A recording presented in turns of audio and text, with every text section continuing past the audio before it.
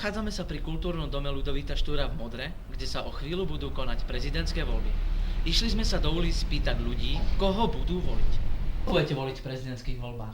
No, ja som sa rozhodla, že pána Kisku budem voliť. A prečo, keď sa môžeme spýtať? Myslím, že má dobrý program a vyzerá, že bude celkom fajn, keď bude v úrade prezidenta.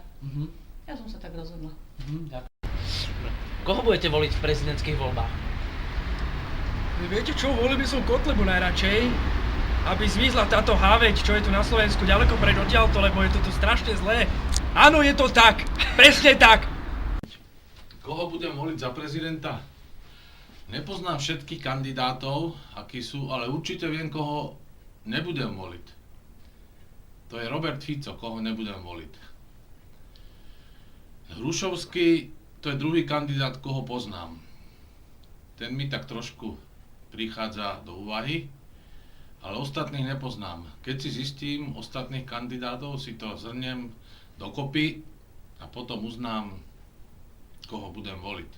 Dobrý deň, tak ja budem voliť Jana Čarnogórského, lebo má priateľný volebný program a je právnik, čiže má tu racionálny názor na rôzne dianie okolo seba.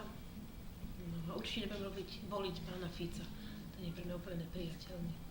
Tak dobrý deň, koho budete voliť? Môj názor zatiaľ je, že pána Fica nie a zatiaľ ešte nemám vybratého kandidáta pre volebné, pre tie voľby, ktoré budú na prezidenta. Toto boli reakcie našich voličov v uliciach. O tom, kto sa však stane prezidentom, rozhodnú až samotné voľby. Niekto nebude voliť vôbec a niekto svojho kandidáta nemá ani vybraného.